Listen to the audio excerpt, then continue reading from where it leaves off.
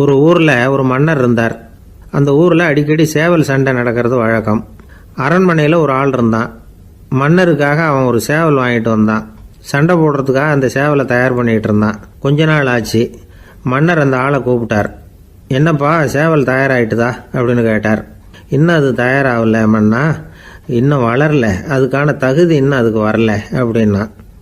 எதனால் அப்படி சொல்கிறேன்னாரு. கோபம் ரொம்ப கடுமையாக இருக்குது அப்படின்னா. சரி அப்படின்னு விட்டுட்டார். மறுபடியும் கொஞ்ச நாள் ஆச்சு. இப்போ எப்படி நிலைமை, சேவல் தயாரா அப்படின்னார். இன்னும் இல்லை அரசே, மற்ற சேவல் எங்கேயாவது கூவுற சத்தம் கேட்டால் உடனே இது பரபரப்பாயிடுது. பக்கத்தில் ஒரு சேவலின் நிழலை கண்டா கூட இது பரபரப்பாயிடுது அப்படின்னா. சரி இன்னும் கொஞ்ச நாள் ஆகட்டும்னு விட்டுட்டார். கொஞ்ச நாள் ஆச்சு. இப்போ மறுபடியும் விசாரித்தார்.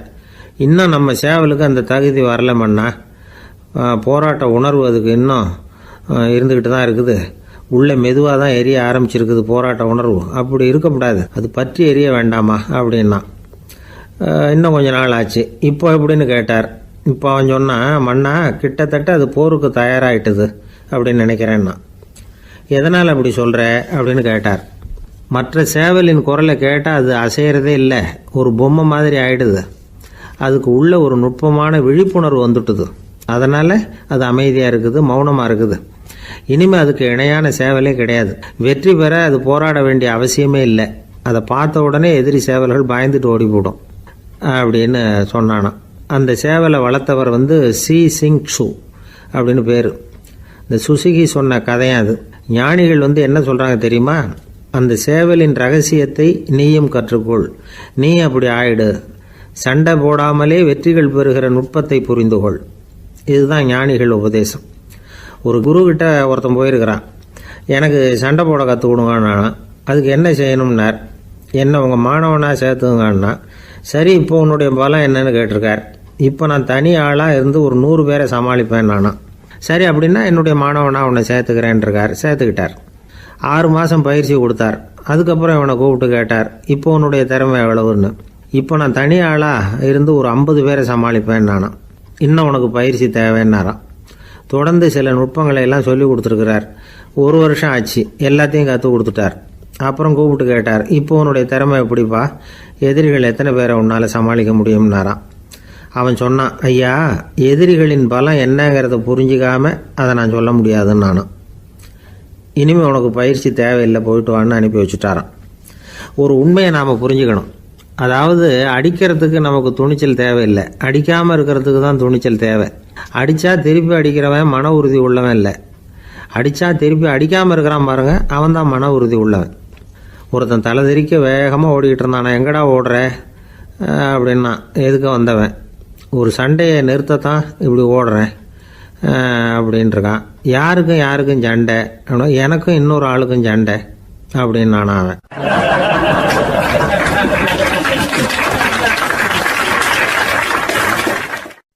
எது ரொம்பவும் கஷ்டமான காரியம் அப்படின்னு கேட்டார் ஒருத்தர். ஒருத்தருக்கு ஒருத்தர் சண்டை போடாமல் இருக்கிறது தான் ரொம்ப கஷ்டமான காரியம் அப்படின்னு தோணுது. ஒரு நாட்டுக்கும் இன்னொரு நாட்டுக்கும் சண்டை, நாட்டுக்குள்ளேயே ஒரு குரூப்புக்கும் இன்னொரு குரூப்புக்கும் சண்டை. ஏன் சண்டை போட்டுக்கிறீங்கன்னு கேட்டு பாருங்கள். நாங்கள் சமாதானத்துக்காக தான் சண்டை போட்டுக்கிறோம் அப்படிம்பாங்க. வாழறதுக்காக பிறந்த மனுஷன் லட்சியத்துக்காக உயிரை விட தயார் அப்படின்னு சொல்லிகிட்டு இருப்பான். அப்படி உயிரை விடுறவங்கள நாமளும் பாராட்டுவோம். ஆனால் ஒன்றுமில்லாத விஷயங்களுக்கெல்லாம் சண்டை போடுறவங்களெல்லாம், அப்படிப்பட்டவங்களையும் சரி உயிரை விடுறவங்களையும் சரி என்னென்னு சொல்கிறது, யுத்தங்களாலேயும் சண்டைகளாலேயும் நாம் அடையிறது என்னங்கிறது ஒரு பக்கம் இருக்கட்டும், இழக்கிறது என்ன தெரியுமா, ஏராளமான உயிர்கள். ரத்தம் சிந்துறதுக்கு நான் தயார் அப்படின்னு மார்தட்டி சொல்லலாம். ஆனால் ரத்தம் சிந்தினா உயிர் காத்துக்கிட்டு இருக்க தயார் இல்லை. அதாவது உயிர் நமக்காக காத்துக்கிட்டு இருக்க தயார் இல்லை. இழக்கிற ரத்தத்தை ஈடுகட்டினா தான் உயிரை காப்பாற்ற முடியும். அதனால் இது சம்மந்தமாக ஆராய்ச்சி செய்கிற கட்டாயம் ஏற்பட்டு போச்சு. அதோட விளைவாக புதுசாக ஒன்றை கண்டுபிடிச்சிருக்கிறாங்க. அதுதான் செயற்கை ரத்த பொடி. இப்போ இந்த திடீர் சாம்பார் பொடி, திடீர் ரசப்பொடி, திடீர் காப்பி பொடி இப்படிலாம் சொல்கிறோம்ல, அது மாதிரி இது திடீர் ரத்த பொடி. இஸ்ரேல் ஒரு சின்ன நாடு, மக்கள் தொகை குறைச்சல், அதோட போர்கள் வேறு. அதனால் காயம்பட்டவங்களை காப்பாற்றியே தீர வேண்டிய கட்டாயம். காப்பாற்றணும்னா ரத்த இழப்பை தடுக்கணும். அப்படின்னா உடனடியாக புது ரத்தம் செலுத்தி ஆகணும். திடீர்னு ரத்தம் வேணும்னா எங்கே போகிறது? அதுவும் கிடைக்கிற ரத்தம் சேர்கிற குரூப்பாக இருக்கணும். ஒரு வேடிக்கை பார்த்தீங்களா, நான் வேறு குரூப்பு நீ வேறு குரூப்புன்னு இவன் சண்டை போடுறான். இதில் அடிபட்டவனுக்கு ரத்தம் கொடுக்க போனால் அதுலேயும் அது வேறு வேறு குரூப்பாக இருக்குது. அது ரத்தமும் வேறு வேறு குரூப்புன்னு சொல்லிகிட்டு இருக்குது. எந்த குரூப்பு ரத்தம் வேணும்? அது உடனடியாக கிடைக்கலன்னா என்ன பண்ணுறது? இப்படிப்பட்ட கஷ்டம்லாம் நமக்கு வந்துடுது. இதுக்காக தான் விஞ்ஞானிகள் இந்த ரத்த பொடியை கண்டுபிடிச்சிருக்கிறாங்க. அதாவது ஒரு ஆள் அடிபட்டு போட்டான்னு வச்சுங்களேன், அவனுக்கு ரத்தம் கிடைக்கல, உடனே என்ன பண்ணலாம்? இந்த சுத்தப்படுத்தப்பட்ட தண்ணீரை கொஞ்சம் எடுத்துக்க வேண்டியது, அதில் இந்த ரத்த பொடியை கரைக்க வேண்டியது. இப்போ இந்த செயற்கை ரத்தம் வந்து தயாராகிட்டுது. இதை அந்த ஆள் உடம்புல ஏற்றி விட்ற வேண்டியது. இயற்கையாக நம்ம உடம்பில் இருக்கிற ரத்தம் என்னென்ன வேலை செய்யுதோ அதே வேலையை இதுவும் செய்யும். அதாவது ஆக்சிஜனை உடம்புல எல்லா இடத்துக்கும் எடுத்துகிட்டு போகுது. அந்த வேலையை இந்த செயற்கை ரத்தமும் செஞ்சுடுது. ஆனால் ஒரு விஷயம், இந்த செயற்கை ரத்தம் ஒரு அவசரத்துக்கு தான் உபயோகப்படுத்தலாம், ஒரு முதல் உதவி மாதிரி. அதை அப்படியே நிரந்தரமாக விட்டுற முடியாது. பின்னாடி வந்து தேவையான குரூப்பு உண்மையான ரத்தம் கிடைச்ச உடனே அதை செலுத்திக்கணும். உண்மையான ரத்தத்தை 20லேருந்து 40 நாள் வரைக்கும் தான் பாதுகாக்க முடியும். அதுவும் குளிர்பதன பெட்டியில். அதுக்குள்ளே உபயோகப்படுத்தலைன்னா அது வீணாக போயிடும். இந்த ரத்த பொடி அப்படி இல்லை, எவ்வளோ நாள் வேணும்னாலும் அப்படியே வச்சுருக்கலாம். குளிர்பதன பெட்டியும் தேவையில்லை. ஆனால் ஒன்று, இது தண்ணியில் கலந்து செயற்கை ரத்தமாக ஆக்கிவிட்டா அதோட வலு 72 மணி நேரம் தான். அதாவது 3 நாள். அதுக்குள்ளே அந்த ஆசாமியை எங்கேயாவது ஆஸ்பத்திரிக்கு தூக்கிட்டு போய் உண்மையான ரத்தத்தை கொடுத்துடணும். சண்டையில் அடிபடுறவங்க, சாலை விபத்தில் அடிபடுறவங்க, இவங்களுக்கெல்லாம் அவசரத்துக்கு கை கொடுத்து உதவுறது இந்த செயற்கை ரத்த பொடி. அதுக்கப்புறம் நாம் கொடுக்குற ரத்தம் தான் அவங்கள காப்பாற்றணும். இன்றைக்கி வந்து ரத்தத்தை தானமாக கொடுக்க தயாராக இருக்கிற நல்ல உள்ளங்கள் ஏராளம். எவ்வளவு ஆக்சிடெண்ட்டு, ஆப்ரேஷன், இதில் சம்மந்தப்பட்டவங்களை வந்து காப்பாற்றுறது நாம் தானமாக கொடுக்குற ரத்தம் தானே. ஒரு ஆக்சிடெண்ட்டு, ஒரு ஸ்கூட்டர் ஒரு ஆள் மேலே மோதி விட்டுது, பார்த்து வரக்கூடாதா அப்படின்னா அந்த ஆள், நீ தான் பார்த்து நடக்கணும், ஏன்னா 20 வருஷமாக நான் அந்த ஸ்கூட்டரை ஓட்டிகிட்டு இருக்கிறேன் அப்படின்னு நானா இவன். இதுக்கு அவன் சொன்னானா, நீ தான் பார்த்து ஓட்டணும், ஏன்னா 40 வருஷமாக நான் இப்படி நடந்துக்கிட்டு இருக்கிறேன் அப்படின்னு நானா.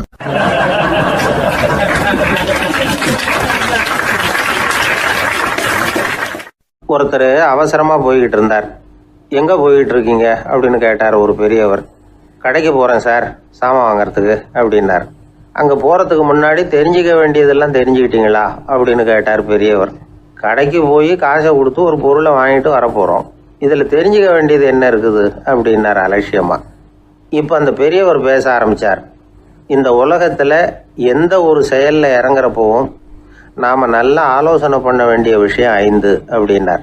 உதாரணமாக, ஒருத்தன் கடைக்கு போய் ஏதோ ஒரு பொருளை வாங்கிட்டு வர போகிறான்னு வச்சுக்கங்களேன்.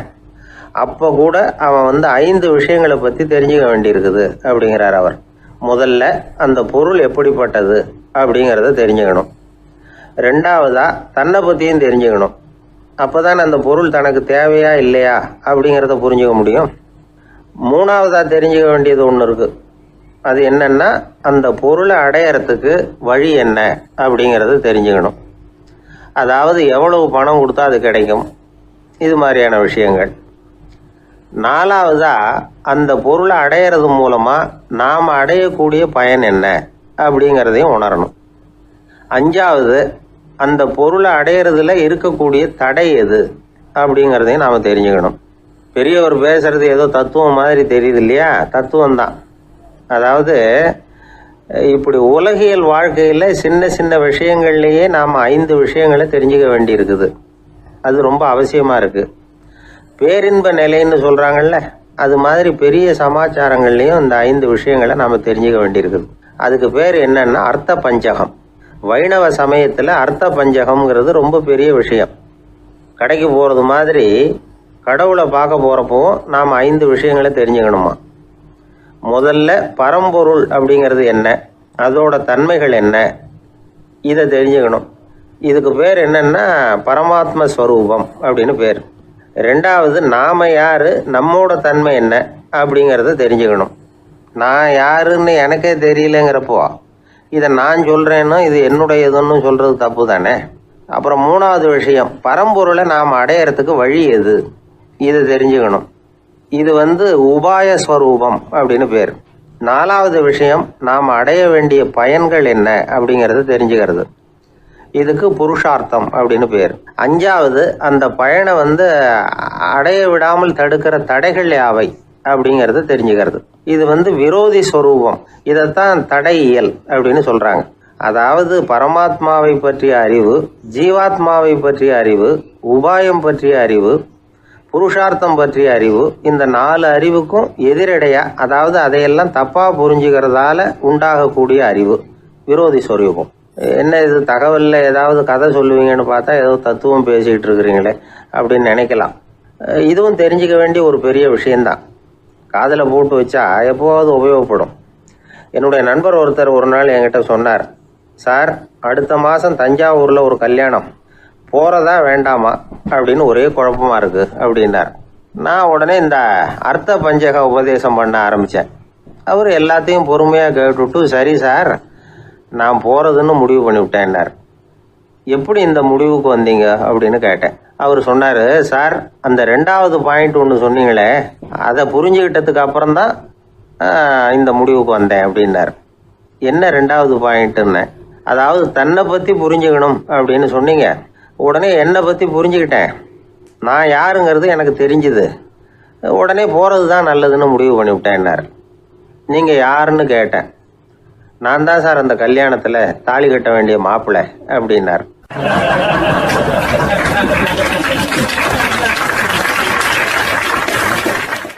பிரம்மத்தை அறிந்தவன் பிரம்மமாகிறான் அப்படின்னு ஒரு பெரியவர் பேசினார் ஒரு கோவில்ல.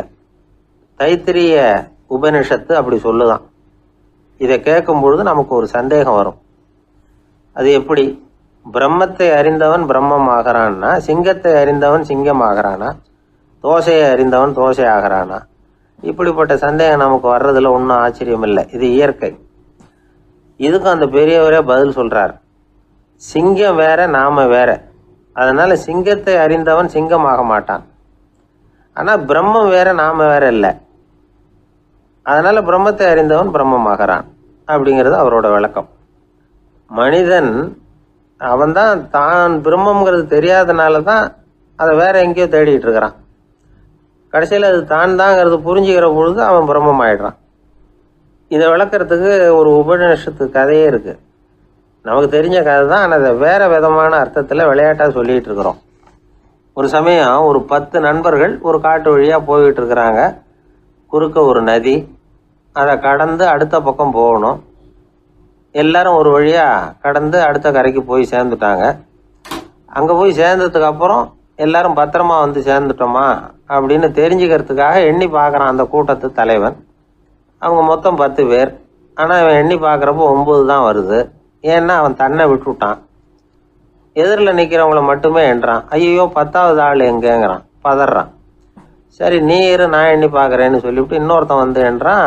அவனும் தன்னை விட்டுட்டு எண்றான். 9 தான் வருது. எல்லாரும் கொய்யோ முறையோன்னு கத்த ஆரம்பிச்சிட்டாங்க. அந்த சமயத்தில் ஒரு பெரியவர் அந்த பக்கமாக வர்றார். என்ன விஷயம்னு விசாரிக்கிறார். 10வது ஆள் 6 அடிச்சுட்டு போட்டுது அப்படின்னு சொல்லி இவங்க அழறாங்க. சரி அழாதீங்க அப்படின்னு சொல்லி அந்த தலைவனை பார்த்து இப்படி வாங்குறார். வர்றான். இப்போ எனக்கு முன்னாடி ஒரு தரம் எண்ணு பார்க்கலாம்ங்கிறார். 1 2 3ன்னு ஆரம்பித்து 9ல் முடிக்கிறான். உடனே பெரியவர், நீ தான் அந்த 10வது ஆள் அப்படிங்கிறார். இது உண்மை. நாம தான் அது. நாம தான் நம்மளை வேற எங்கேயோ தேடிட்டு இருக்கிறோம்.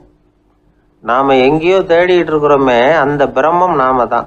இப்படி ஒரு பெரிய உண்மையை விளக்கிறதுக்காக தான் அப்படி ஒரு கதை சொல்லப்பட்டது. ஆனால் அதை நாம் வேற விதமாக வேடிக்கையாக உபயோகப்படுத்திக்கிட்டு இருக்கிறோம். எப்படி தெரியுமா? ஒரு ஆத்தங்கரையில் ஒரு 10 பேர் முழிச்சுக்கிட்டே நின்றுக்கிட்டு இருந்தாங்களாம். அந்த பக்கமாக வந்த ஒருத்தன், ஏன் இப்படி முழிச்சுக்கிட்டு நிற்கிறீங்கன்னு கேட்டிருக்கிறான். எங்களுக்கு நீச்சல் தெரியாது, நாங்கள்லாம் அடுத்த கரைக்கு போய் சேரணும் அப்படின்னு நாங்களாம். சரி நாங்கள் கொண்டுட்டு போய் விடுறேன். எல்லாரும் அக்கறைக்கு போய் சேர்ந்த உடனே ஆளுக்கு ₹1 வீதமாக மொத்தம் ₹10 எனக்கு கொடுக்கணும் அப்படின்ட்டுருக்கான் இவன். சரின்னு ஒத்துக்கிட்டாங்க. இவன் ஒவ்வொருத்தராக கையை பிடிச்சி மெதுவாக ஆற்றுல இறக்கி அழைச்சிட்டு போயிட்டான். 9 பேரை கரை சேர்த்துட்டான். 10வது ஆள் பாதி ஆற்றுல போயிட்டு இருக்கிறப்போ திடீர்னு வெள்ளம் வந்துட்டுது. புடி நழுவி போச்சு. கையை விட்டுட்டான். வெள்ளம் அடிச்சுட்டு போட்டுது. அழைச்சிட்டு வந்தவன் நீச்சல் அடித்து தடுமாறி கரைக்கு சேர்ந்துட்டான். கரையில் இருந்தவங்களுக்கு இந்த விஷயம் தெரியாது. இருந்தாலும் இவன் உடம்பு பூரா நனைஞ்சி கொஞ்சம் அதிகமாக மூச்சு வாங்க நின்றுக்கிட்டு இருந்தானா, ஏன் இப்படி மூச்சு வாங்குது, என்ன விஷயம் அப்படின்னு கேட்டாங்களாம். அதுக்கு இவன் கொஞ்சமாக அலட்டிக்காம சொன்னானா, வேற ஒன்றும் இல்லை, நீங்கள் கொடுக்க வேண்டிய 10 ரூபாயில் 1 ரூபா குறைஞ்சி போச்சு, அவ்வளவுதான் அப்படின்னானா.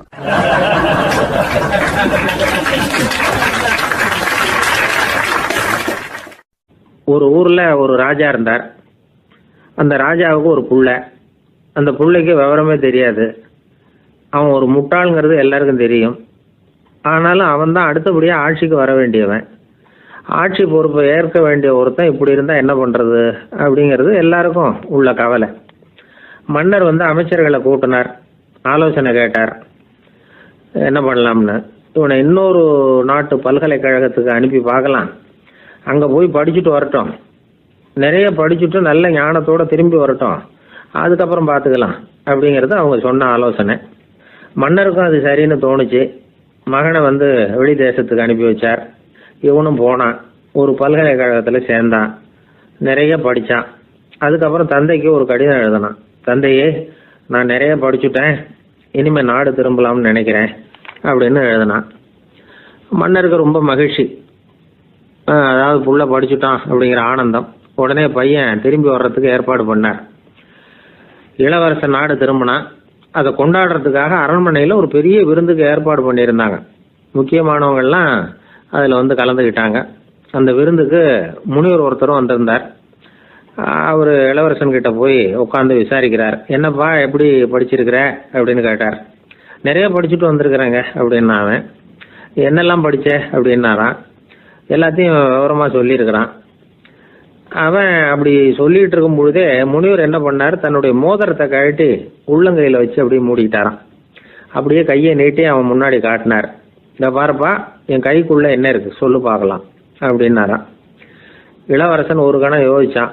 அதுக்கப்புறம் உங்கள் கைக்குள்ளே இருக்கிறது வட்டமான ஒரு பொருள், நடுவில் ஒரு துளை இருக்கும் அப்படின்னு நானான். முனிவர் திகைச்சு போட்டார். பையன் பெரிய அறிவாளி ஆகிட்டான் போல இருக்க அப்படின்னு நினச்சிட்டார். அதுக்கப்புறம் கேட்டார், சரி, என் கையில் இருக்கிறது வட்டமான பொருள், நடுவில் துளை இருக்குங்கிறத சொல்லிவிட்டேன், அதோட பேர் என்ன, அதை சொல்லு அப்படின்னாரான். இளவரசன் கொஞ்சம் யோசனை பண்ணியிருக்கான். அப்புறம் சொன்னானா, முனிவரே, நான் படித்த விஞ்ஞானம் உங்களுக்கு பதில் சொல்கிறதுக்கு உதவலை, இருந்தாலும் பதில் சொல்கிறேன், அது ஒரு வண்டி சக்கரம் அப்படின்னானா. இப்போதான் முனிவர் யோசிச்சாராம். அவருக்கு புரிஞ்சுதான், அதாவது முட்டாளை படிக்க வைக்கலாம், ஆனால் சிந்திக்க வைக்க முடியாது அப்படிங்கிறத அவர் புரிஞ்சுக்கிட்டாராம். தகவல் அறிவு ஞானமாகாது அப்படிங்கிறார் ஓஷோ. ஏன்னா தகவல்கள் மாறுதலை ஏற்படுத்துறதில்லை, ஆனால் ஞானம்ங்கிறது மாறுதலால் உண்டாகக்கூடிய ஒன்று. அதுதான் ரெண்டுக்கும் உள்ள வித்தியாசம். மனம் சரியான வழிக்கு வரணும், அதுக்கப்புறம் படிக்கிற கல்வி தான் உண்மையான கல்வி. சரி, மனம் சரியாக வர்றதுக்கு என்ன வழி அப்படின்னு கேட்டால், மனிதன் முழு மாறுதலுக்கான வழிமுறை தியானம்தான் அப்படிங்கிறார் அவர். அதனால தான் நிறைய படிச்சிருக்கேன்னு சொல்கிறவன் எல்லாம் ஞானம் உள்ளவன் நினச்சிடக்கூடாது. ஒருத்தர் இன்னொரு பெரிய மனிதரை அழைச்சிட்டு அறிமுகப்படுத்தினாராம். சார் நிறைய படிச்சிருக்கார், 3 MA வாங்கியிருக்கார், ஆனால் ஒரு விஷயம், அப்பப்போ கொஞ்சம் திருடுவார், அவ்வளவுதான், மற்றபடி அவர் ஒரு பெரிய அறிவாளி தான் அப்படின்னாராம்.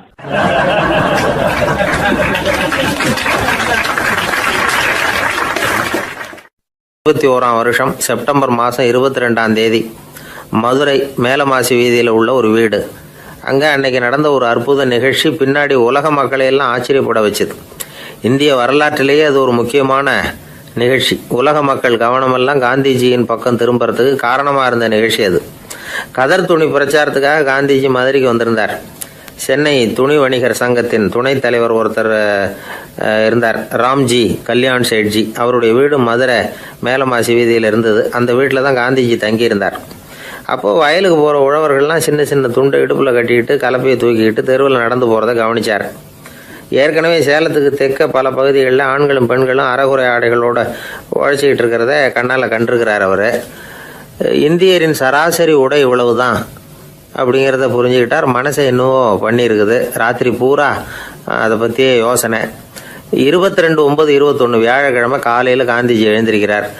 அவர் கூட தங்கியிருந்தவங்களையெல்லாம் பார்த்து சொன்னார், இன்னையிலேருந்து அறையில் முழு அகலத்துண்டு தான் கட்டுவேன், குளிர் அதிகமாக உள்ள காலங்களில் மட்டும் போர்வை ஒன்றும் உபயோகப்படுத்துவேன், மற்றபடி மேலங்கியோ குல்லாவோ எதுவும் போட்டுக்க மாட்டேன், தற்காலிகமாக இந்த ஏற்பாட்டை 1 மாதத்துக்கு ஏற்றுக்குவேன், அதுக்கு பிறகு உசிதம் போல் எண்ணி பார்த்து முடிவு பண்ணுவேன் அப்படின்னார். அவருடைய குரல் உறுதியாக இருந்துதான். உடனே செயலில் இறங்கினார். தம்முடைய 10 முழ வேட்டி, மேலங்கி, உள் சட்டை, குல்லா எல்லாத்தையும் களைஞ்சார். வேட்டியிலிருந்து ஒரு 4 முழ துணியை எடுத்துக்கிட்டார். இதுக்கு உதவி செஞ்சவர் அன்னைக்கு விருதுநகரில் பிரபல தொண்டராக இருந்த பழனிக்குமார பிள்ளை. வெட்டி எடுத்த துண்டை நீள வாக்கில் ரெட்டையாக மடித்தார். அதை இடுப்பில் துண்டு மாதிரி கட்டிக்கிட்டார். தலையில் சின்ன உச்சி குடுமி, அறையில் சின்ன துண்டு. அண்ணல் காந்தி ஆண்டி கோலத்தில் காட்சி அளிக்கிறார். கூட இருந்தவங்கள பார்த்து காரைக்குடிக்கு புறப்படலாமே அப்படின்னார். அவர் நண்பர்களும் சீடர்களும் திகைச்சு போய் நிற்கிறாங்க. இந்த விரதம் நிரந்தரமாக ஆயிடுமோங்கிற பயம் அவங்களுக்கு. எப்படியோ இந்த விவரம் ராஜாஜிக்கும் அன்னைக்கு பிரபலமாக விளங்கின தேசபக்தர் டாக்டர் டிஎஸ்எஸ் ராஜனுக்கும் எட்டுச்சு. உடனே 2 பேரும் ஓடி வந்தாங்க. வேண்டாமே இந்த கோலம் அப்படின்னாங்க. காந்திஜி தன்னுடைய முடிவில் உறுதியாக இருந்தார். ராஜாஜி என்னென்னமோ வாதமெல்லாம் பண்ணி பார்த்தார். உங்களுடைய வாதத்துக்கு என்னால் பதில் சொல்ல முடியல, இருந்தாலும் நான் செய்கிறது தான் சரிங்கிறதுல எனக்கு சந்தேகம் இல்லை. இன்னைக்கு அதிகாலை 3 மணி இருக்கும். நான் ஓரளவு விழிச்சுக்கிட்டேன். அதாவது உறக்கமும் விழிப்புமா இருந்த நிலையில எனக்கு இந்த எண்ணம் உண்டாச்சு. இது என்னுடைய அந்தராத்மாவின் ஆணை, அதை என்னால் மீற முடியாது அப்படின்னு சொல்லிவிட்டாராம் காந்திஜி. கதர் பிரச்சாரத்துக்காக காரைக்குடிக்கு கிளம்பினார். வாசல்ல 4 மோட்டார் வண்டிகள் காத்துக்கிட்டு இருந்தது. வீதியில் 2 பக்கமும் ஜனங்கள். காந்திஜி இடுப்பு துணியோட மோட்டார் வண்டியில ஏறினார். நண்பர்களும் சீடர்களும் மக்களும் உடல் சிலிர்க்க அந்த காட்சியை பார்க்குறாங்க. மோட்டார் வண்டி நகர ஆரம்பிக்குது. எப்பேற்பட்ட காட்சி அது! சுக்கநாத பெருமானியே கூலி ஆளாக்கிய மண், அப்படி ஆக்கி மண் சுமக்க வச்ச மதுரை இல்லையா, அந்த மதுரை தான் காந்திஜி துறவி கோலம் கொள்றதுக்கும் காரணமாக இருந்திருக்குது. இது இன்னைக்கு எத்தனை பேருக்கு தெரியும்? ஒரு தடவை காந்திஜி நேருவும் சுற்றுப்பயணம் செஞ்சாங்களாம். ஒரு இடத்துல நடந்து போயிட்டு இருக்கிறாங்க. குறுக்க ஒரு வாய்க்கால். நேரு என்ன பண்ணார் தெரியுமா? தன்னுடைய இளமை துடிப்பை காட்டுறதுக்காக கொஞ்சம் தூரம் பின்னாடி போய் அங்கேருந்து வேகமாக ஓடி வந்து அந்த வாய்க்காலை தாண்டினாராம். காந்திஜி அப்படி பண்ணலை. பக்கத்தில் இருந்த பாலம் வழியாக அந்த வாய்க்காலை கடந்து வந்தார். நேரு காந்திஜியை பார்த்து சிரிச்சுக்கிட்டே, என்ன மாதிரி நீங்களும் தாண்டி இருக்கலாமே அப்படின்னாராம். அதுக்கு காந்திஜி சிரிச்சுக்கிட்டே சொன்னாராம், 2 அடி முன்னேறதுக்காக 5 அடி பின்னாடி போகிறதா அப்படின்னாராம்.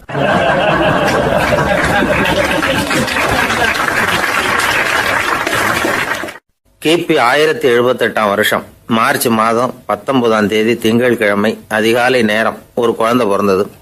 எங்க தெரியுமா? காஸ்பியன் கடலுக்கு தெற்கே பாரசீக மொழி வழங்கிய தபரிஸ்தான் மாநிலத்துல ஜீலான்கிற புனித நகர், அதோட புறநகர் பகுதியில் உள்ள நீப்புங்கிற ஊர்ல தான் அந்த குழந்தை பிறந்தது. அந்த இடம் இப்போ ரஷ்யாவில் இருக்கு. அந்த குழந்தை யாருன்னு நினைக்கிறீங்க? அதுதான் முஹித்தீன் பெருமான், ஆன்மீக சாதனைகள் புரிந்த மகான் முஹித்தீன் ஆண்டகை. தன்னுடைய 18வது வயசுல உயர்கல்விக்காக ஜீலான் நகரத்தை விட்டு பகுதாத் நகரத்துக்கு புறப்பட்டு போறார். இளம் பிராயம் தானே, அதனால துணைக்கு ஒரு வர்த்தக கூட்டத்தோட சேர்ந்து போயிட்டு இருக்கிறார். ரொம்ப தூரம் போகணும். ஒவ்வொரு இடமா தங்கி தங்கி போயிட்டு இருக்கிறாங்க. ஒரு இடத்துல ஒரு கொள்ளை கூட்டம் பயங்கரமான ஆயுதங்களோட அவங்கள வழிமறிச்சுட்டுது. அந்த வர்த்தக கூட்டம் வச்சிருந்த பொருள்களை எல்லாம் அவங்க பறிச்சு விடுறாங்க. இவங்களும் பயந்துகிட்டு இருந்தது எல்லாத்தையும் அவங்க கிட்ட கொடுத்துடுறாங்க. முஹித்தீன் ஆண்டகை மட்டும் இதையெல்லாம் பார்த்துக்கிட்டு தனியா ஒதுங்கி நிற்கிறார். ஒரு 18 வயசு பையன் மட்டும் இப்படி தனியா அநாத சிறுவன் மாதிரி நின்றுட்டு இருக்கிறத அந்த கொள்ளை கூட்டத்தில் இருந்த ஒருத்தன் பார்க்கறான். கிட்ட நெருங்கி வர்றான். அலட்சியமாகவும் கிண்டலாகவும் உங்ககிட்ட ஏதாவது இருக்குதா அப்படின்னு கேட்கறான். இவங்கிட்ட என்ன இருக்க போகுது அப்படிங்கிற நம்பிக்கையில அவன் அப்படி கேட்கறான். உடனே இவரு, ஓ இருக்குதே, என்கிட்ட 40 தீனார் இருக்கு அப்படிங்கிறார். இப்படி சொல்லியும் அந்த கொள்ளைக்காரனுக்கு நம்பிக்கை வரல. என்னிடம் விளையாடாத, பொய் சொல்லாத, உண்மையை சொல்லு அப்படிங்கிறான் அவன். உண்மையைத்தான் சொல்றேன், என்கிட்ட 40 தீனார் இருக்கு அப்படிங்கிறார் இவர். எங்க வச்சிருக்கிற அப்படின்னு கேக்குறான். சட்டையின் விழாப்புறத்துல உள்ள பகுதியில அதை வச்சு தச்சிருக்கிறாங்க அப்படின்னு உண்மையை சொல்றார். உடனே கொள்ளை கூட்ட தலைவன் அதை கத்தியால கீறிப்பார் அப்படின்னு உத்தரவு போடுறான். அந்த சட்டையை கிழிக்கிறாங்க. உள்ள இருந்து 40 பொற்காசுகளும் பொல பொலன்னு கீழே கொட்டுச்சு. அதை பார்த்த உடனே அந்த கொள்ளை கூட்ட தலைவன் மலைச்சு போய் நின்னுட்டான். காசை பார்த்துட்டு அவன் மலைச்சு போகல. பொய் பேசாத அந்த பையனோட நேர்மையை பார்த்துட்டு அவன் அப்படி நின்னான். மெதுவா அந்த பையன் கிட்ட வந்தான். ஏன்பா, நீ என்ன பணக்கார குடும்பமா அப்படின்னு கேட்டான். அப்படிலாம் இல்ல, எனக்கு அப்பா இல்ல, அம்மா மட்டும்தான் உண்டு. எங்க அப்பா எனக்குன்னு விட்டு போன சொத்தே இந்த 40 தீனார் தான் அப்படின்னாரு இவர். அப்படி இருந்துமா உண்மை பேசணும்னு ஆசைப்பட்டேன். என்கிட்ட ஒண்ணும் இல்லைன்னு ஒரு வார்த்தை சொன்ன உன்னை விட்டுருப்போமே அப்படின்னா அவன். அப்படி இல்லைங்க, நான் இறைவன் திருநாமத்தை அறியக்கூடிய கல்வி ஞானத்துக்காக இப்ப போய்கிட்டு இருக்கிறேன். இறைவன் திருநாமத்தை உச்சரிக்க வேண்டிய நாவால பொய் பேசக்கூடாதுன்னு எங்க அம்மா சொல்லியிருக்கிறாங்க. அதனால நான் எப்பவுமே பொய் சொல்ல மாட்டேன் அப்படின்னு என்னுடைய தாய்க்கு வாக்கு கொடுத்திருக்கிறேன் அப்படின்னார் அவர். முஹையத்தீன் பெருமான் வார்த்தைகளை கேட்ட அந்த கொள்ளையர்கள் மனம் திருந்தி நல்லவங்களா ஆயிடுறாங்க. அந்த கொள்ளையர் தலைவன் பிற்காலத்துல ஒரு பெரிய மகான் ஆயிடுறார். பெரியவர்கள் வாழ்க்கையில நடக்கிற இது மாதிரி சம்பவங்கள் தான் நாம நல்ல விதமா வாழறதுக்கு துணையா இருக்கும். அந்த காலத்துல கொள்ளையர்களே பெரியவங்க செயலை பார்த்து மனம் திருந்தி இருக்கிறாங்க. இந்த காலத்துல யார் இப்படி இருக்கிறா? இந்த காலத்துல மகான் ஒருத்தரை பார்த்தேன், எனக்கு வேண்டியப்பட்ட மகான். ஏங்க நீங்களும் மகான் ஆகிறதுக்கு முன்னாடி கொள்ளை அடிச்சுட்டு இருந்தீங்களா அப்படின்னு கேட்டேன். அவர் மெதுவா கண்ணை திறந்து என்ன நிமிர்ந்து பார்த்தார். அப்படி இல்லப்பா, நான் கொள்ளை அடிக்கிறதுக்காகத்தான் மகானாவே ஆகி இருக்கிறேன் அப்படின்னு சொல்லிவிட்டு மறுபடியும் கண்ணை மூடிட்டார்.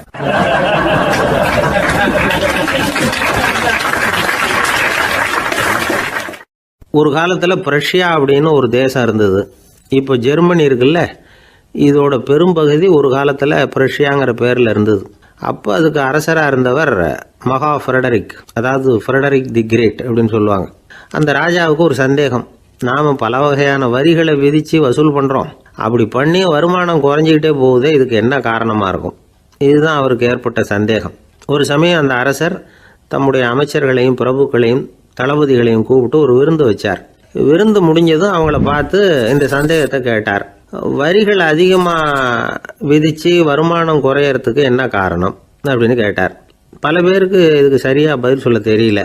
அனுபவசாலியான ஒரு தளபதி எழுந்திருச்சார். அரசே, அது எப்படிங்கிறத இப்போ உங்களுக்கு காட்டுறேன்னார். உடனே ஒரு பெரிய பனிக்கட்டி ஒன்றை தன்னுடைய கையில் எடுத்தார். அதை அப்படியும் எப்படியும் திருப்பி பார்த்தார். அப்புறம் அடுத்தவர்கிட்ட கொடுத்தார். அவர் அதை அப்படியும் அப்படியும் திருப்பி பார்த்துட்டு அடுத்தபடியாக இருந்தவர்கிட்ட கொடுத்தார். இப்படியே இதை ஒவ்வொருத்தராக பார்த்துட்டு ஒவ்வொரு கையாக மாறி கடைசியில் மன்னர் கைக்கு போய் சேர்ந்தது. மன்னர் கைக்கு அந்த பனிக்கட்டி போய் சேர்ந்தப்போ அது கொஞ்சம் கொஞ்சமாக உருகி ஒரு பட்டாணி கடலை சைஸுக்கு ஆயிட்டுது. மன்னர் யோசனை பண்ணார், வரி அதிகமாக போட்டாலும் வந்து சேர்றது குறைவாக இருக்கிறதுக்கு என்ன காரணம் அப்படிங்கிறது அவருக்கு புரிஞ்சு போச்சு. காலம்தான் மாறிட்டு இருக்கே தவிர இந்த கையூட்டு வாங்குற பழக்கம் மாறினதாக தெரியல. இன்னொரு ராஜா இருந்தார். அவர் தன்னுடைய ராஜாங்கத்தில் லஞ்ச ஊழலே சுத்தமாக இருக்கக்கூடாது அப்படின்னு நினச்சார். அவர்கிட்ட பல்வேறு துறைகளுக்கும் பொறுப்பாக இருந்த பல பேரும் ரொம்ப சுத்தமாகவும் நேர்மையாகவும் இருந்தாங்க. ஒரே ஒருத்தர் மட்டும் எல்லார்கிட்டையும் லஞ்சம் வாங்கிட்டே இருந்தார். அவரை வேறு வேறு துறைகளுக்கு மாற்றி பார்த்தாரு. அந்த ராஜா என்னென்னமோ பண்ணி பார்க்குறாரு. எந்த வேலையை கொடுத்தாலும் அதுலேயும் லஞ்சம் வாங்கிறதுக்கு ஒரு வழியை உண்டு பண்ணிக்குவார் அந்த ஆள். ராஜாவுக்கு இது ஒரு பெரிய தலைவலியாக போட்டுது. இவர் என்ன பண்ணுறது? இவருக்கு என்ன வேலையை கொடுக்கறது? கொஞ்சம் கூட லஞ்சம் வாங்கிறதுக்கு சான்ஸே இல்லாத ஒரு வேலையை கொடுக்கணும் அப்படின்னு திட்டம் போட்டார். ஒரு நாள் அவருக்கு அந்த உத்தரவும் போட்டுட்டார். அதாவது அவருக்கு என்ன வேலைன்னா, கடற்கரையில் தான் அவருக்கு ஆஃபீஸ். அங்கேயே இருந்துக்க வேண்டியது. தினமும் எத்தனை கடல் அலை கரையில் வந்து மோதுது அப்படிங்கிறத கணக்கெடுத்து ராஜாவுக்கு தெரிவிக்க வேண்டியது. இதுதான் அவருக்கு வேலை. பேசாமல் அலையை எண்ணிட்டு உட்காந்துருக்கிட்டோம், அப்போவாவது அவர் லஞ்சம் வாங்குகிற சந்தர்ப்பம் இல்லாமல் போயிடும் அவருக்கு அப்படின்னு நினச்சார் ராஜா. இந்த ஆள் கடற்கரைக்கு போய் டியூட்டியில் ஜாயின் பண்ணிட்டார். ஒரே மாதத்தில் அங்கே சொந்தமாக ஒரு பிரம்மாண்டமான மாளிகை கட்டிவிட்டார். ராஜாவுக்கு இது பெரிய ஆச்சரியமாக போச்சு. அலையை என்ற வேலையில் அந்த ஆள் எப்படி பணம் சம்பாதிச்சார் அப்படின்னு விசாரித்து பார்த்தார் அக்கம் பக்கத்தில். அந்த ஆள் என்ன பண்ணியிருக்கிறாருன்னா, கடற்கரையில் போய் பொறுப்பை ஏற்றுக்கிட்ட உடனே அங்கே இருந்த மீனவர்கள்கிட்ட எல்லாம் இந்த கரையில் வந்து ஒரு நாளில் வந்து மோதுற அலைகள் எத்தனை அப்படின்னு கேட்டிருக்காரு. அது எப்படிங்க தெரியும்னு இருக்காங்க அவங்க. தினமும் அந்த எண்ணிக்கை தெரியணும். நம்ம ராஜாவுக்கு தினமும் அறிக்கை அனுப்பணும், டெய்லி ரிப்போர்ட்டு. தவறுனா நீங்கள் இந்த கடலில் போய் மீன் பிடிக்கிறதுக்கு ராஜாவோட அனுமதி கிடைக்காது அப்படின்ட்டுருக்காரு. உடனே மீனவர்களும் பயந்து போட்டாங்க. கடலுக்கு போகிறதுக்கு அனுமதி இல்லைன்னா பட்டினி கிடக்கிறது மாதிரி ஆகிடுமே. மெதுவாக அந்த ஆளுகிட்ட போனாங்க. காதோட காதா சொன்னாங்க, ஐயா, எங்களால் வந்து கடல் அலையை வந்து எண்ண முடியாது. தினமும் எங்களால் முடிஞ்சதை உங்களுக்கு பணமாக கொடுத்துட்றோம். நீங்கள் தான் ராஜா கிட்ட சிபாரிசு பண்ணி நாங்கள் தொடர்ந்து மீன் பிடிக்கிறதுக்கு அனுமதி வாங்கி கொடுக்கணும் அப்படின்னு வேண்டிக்கிட்டாங்க. பணம் தினமும் வந்து சேர ஆரம்பிச்சுட்டுது. பதவியில் மற்ற பதவியோட இந்த பதவி எவ்வளவோ மேல் அப்படின்னு நினச்சிட்டான் அந்த ஆள். அது மட்டும் இல்லை, தயவு பண்ணி என்னை இந்த இடத்த விட்டு மாற்றி விடாதீங்க சார் அப்படின்னு வேற கேட்க ஆரம்பிச்சிட்டானா.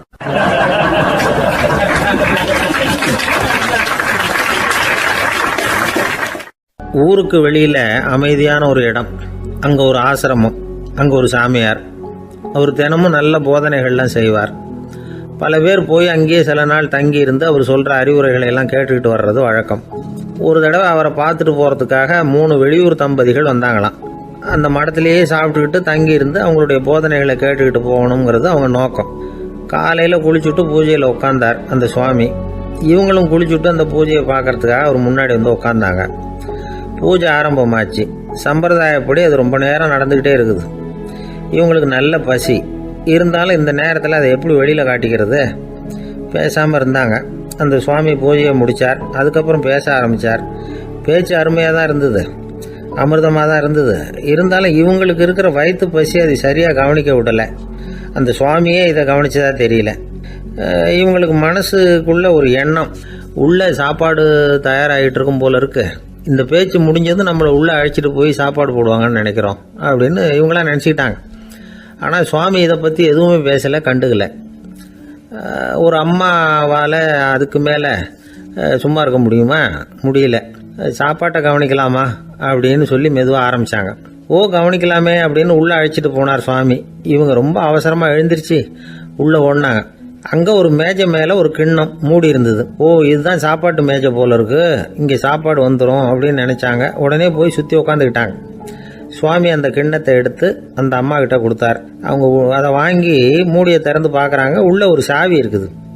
ஓ சரிதான், இது சமையலறை சாவி போல இருக்கு. அங்கே போய் அதை திறந்து சாப்பாட்டை நாமே எடுத்துக்கிட்டு வந்து இங்கே வச்சுக்கிட்டு சாப்பிடணும் போல இருக்கு அப்படின்னு நினச்சாங்க. சாவி இருக்கு இல்லையா, வாங்க பூட்டு நிறையா காட்டுறேன் அப்படின்னு சுவாமி அவங்கள அழைச்சிட்டு போனார், காட்டினார். இவங்க அந்த அறையை ரொம்ப ஆவலோடு திறந்தாங்க. உள்ளே பார்த்தா அங்கே அரிசி, பருப்பு, விதவிதமான காய்கறி எல்லாம் இருக்குது. சமையலுக்கு வேண்டிய மிளகாய், எண்ணெய், பால், தயிர், நெய் இப்படி எல்லாமே இருக்குது. அடுப்பு, விறகு, நெருப்பு போட்டி அது கூட அங்கே இருக்குது. சாப்பாடு தயாராக இருக்கும்னு நினச்சிக்கிட்டு போனால் இப்படி இருக்குதே அப்படின்னு சொல்லி அதை பார்த்ததும் ரொம்ப சோர்ந்து போட்டாங்க அவங்க. சுவாமி என்ன இது சாப்பாடு இல்லையா அப்படின்னாங்க. அதுதான் சாப்பாட்டுக்கு வேண்டிய எல்லாம் இங்கே இருக்குதே. அடுப்பு மூட்டி நீங்கள் தான் அவங்கவுங்க ருசிக்கு தகுந்த மாதிரி சமைச்சிக்கணும். இந்த சன்னியாசிக்கு எப்படி சமைக்க தெரியும் அப்படின்னு கேட்டார் சுவாமி. சாப்பாடு தயாராக இருக்கும்னு நாங்கள் எதிர்பார்த்தோம் அப்படின்னாங்க. நீங்கள் இப்படி சொல்லுவீங்கன்னு நானும் எதிர்பார்த்தேன். இது வரைக்கும் நான் எவ்வளவோ தத்துவம்லாம் எடுத்து சொன்னேன். எல்லாத்தையும் விட இதுதான் அனுபவபூர்வமான தத்துவம். ஆண்டவன் நமக்கு நல்ல மனசை கொடுத்துருக்குறான், நல்ல வாய்ப்புகளையும் தந்திருக்கிறான். அதையெல்லாம் பயன்படுத்திக்கக்கூடிய மூளையையும் சிந்தனையையும் கொடுத்துருக்குறான். அதனால் அடுப்பை தான் நீங்கள் மூட்டணும். அடுப்பை நீங்கள் தான் மூட்டணும். உங்களுக்கு உகந்ததை நீங்கள் தான் சமைச்சு ருசித்து அனுபவிக்கணும். ஆண்டவனே அதை செஞ்சுக்கிட்டு இருக்க மாட்டான் அப்படின்னாராம் அந்த சுவாமி. நம்முடைய வாழ்க்கையில் பல நல்ல பலன்களை பெறறதுக்கு நாம் தான் முயற்சி பண்ணணும். அதுக்குரிய சூழ்நிலையை தான் ஆண்டவன் கொடுப்பானே தவிர அதை விளக்கறதுக்காக தான் அந்த சுவாமி அப்படி செஞ்சு காட்டியிருக்கிறார். இது ஒரு பெரியவர் இப்படி ஒரு விளக்கம் கொடுத்தார். அதுக்கப்புறம் அந்த 3 தம்பதிகளும் தெளிவடைஞ்சுட்டாங்களாம். நாம் தெளிவடைகிறது எப்போங்கிறது தான் தெரியல அப்படின்னு பல பேர் இதை கேட்டுட்டு சொல்லிகிட்டு இருக்கிறாங்க. இந்த கதையை நம்முடைய நண்பர் ஒருத்தர்கிட்ட சொன்னேன்.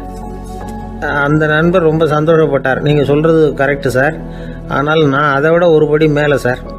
எனக்கெல்லாம் அரிசி, பருப்பு இருக்கிற ரூம் எதுன்னு கையை காட்டிட்டா போதும். உடனே கிண்ணத்துலேருந்து சாவியை எடுத்து கொடுக்கணுங்கிற அவசியம்லாம் இல்லை எனக்கு.